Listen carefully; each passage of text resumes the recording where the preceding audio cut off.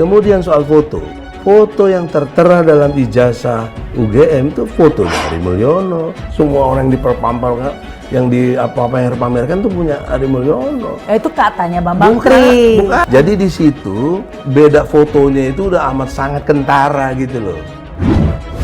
Sekalian menjawab beberapa keraguan di luar sana, ini kan banyak dikonfuskan atau dibingungkan dengan ijazah Pak Hari Mulyono.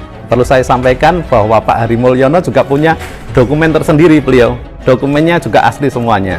Teman satu angkatan. Mestinya datangin juga DPR juga bisa. Supaya DPR memanggil presiden dengan paksa. Bisa. Boleh dengan hak interpelasi, hak angket. Nah sekarang berpindah ke DPR. Ayo DPR, berbuat dong. Kalau DPR juga nggak berbuat, ya rakyat juga bisa berbuat. Namanya dengan class action. Pak Jokowi memakai nilai-nilainya Pak Hari Mulyono. Padahal ini Pak Hari Mulyono, misalkan di ijazah SMA, beliau itu dari SMA Negeri 1 Surakarta. Jokowi itu adalah SMPP 40 atau SMA Negeri 6. Jadi Pak Hari Mulyono punya ijazah, punya nilai tersendiri, Pak Jokowi punya ijazah, punya nilai tersendiri. Catatannya pun juga berbeda. Kebetulan beliau memang diwisuda pada saat yang sama. Dalam perasaan yang terdalam yang saya alami dalam zikir-zikir saya juga, perenungan saya, istiqoroh saya, itu sampai kepala lo botak bekutil juga nggak bakal bisa menang gitu. Kalau situasinya masih dalam kendali kekuasaan seperti ini. Siapa yang berani menjamin hakim tidak ditekan?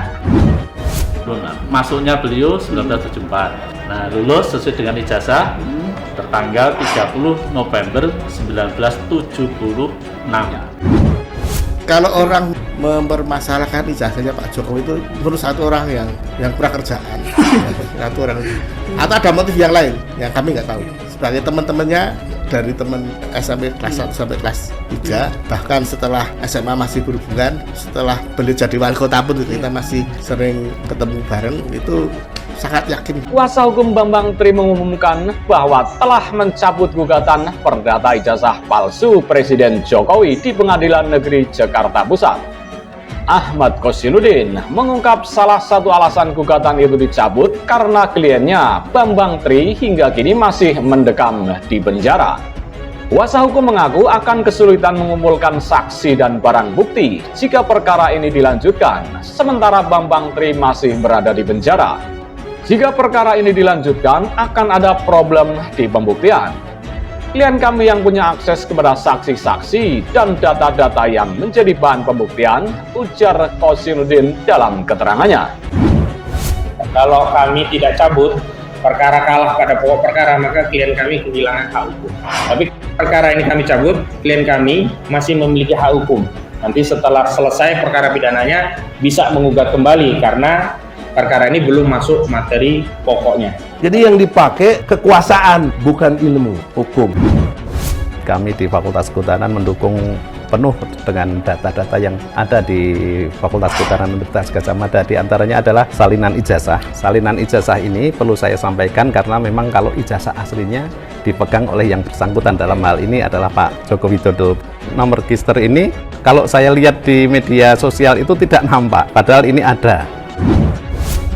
Bahkan ada di bahasa di Quran, tidak akan mungkin sampai onta masuk lubang jarum, si fulan bisa masuk surga. Tak mungkin.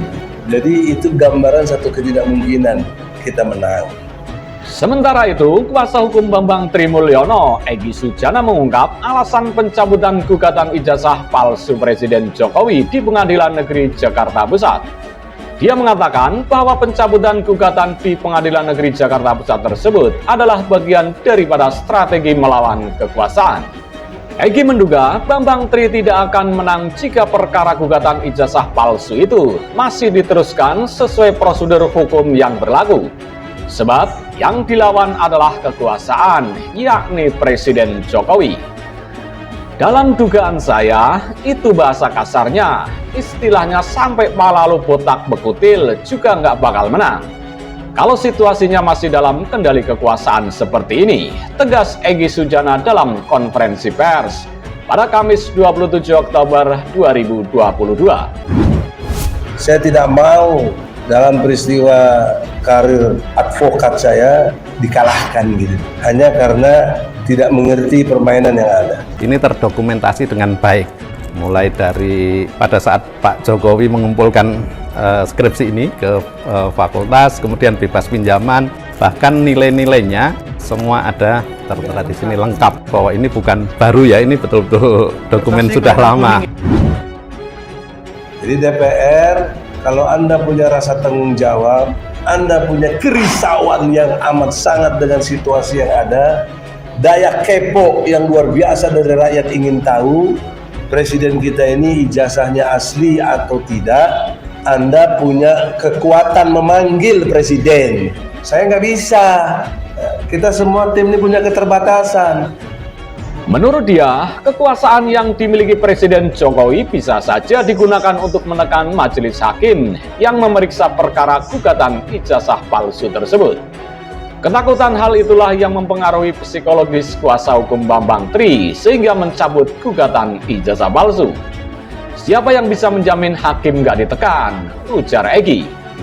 Lebih lanjut dia menjelaskan perkara ijazah palsu ini kini telah beralih menjadi peristiwa politik. Egy menyebut DPR bisa saja menggunakan haknya untuk menelusuri dugaan penggunaan ijazah palsu Presiden Jokowi. Kuasa hukum Bambang Tri pun meminta DPR segera memanggil Presiden Jokowi untuk mengklarifikasi dugaan ijazah palsu. DPR, Anda punya kekuatan memanggil presiden, saya nggak bisa. Punya keterbatasan. Kalian DPR bisa karena wakil rakyat setara dengan presiden, terang Egy Sujana. Kepada DPR yang dipimpin Ibu Puan, apalagi mau capres kan, gunakanlah kewenangan yang dimiliki untuk panggil presiden. Bisa hak interpelasi, bisa hak angket, bisa hak bertanya, itu kewenangan DPR, sambungnya.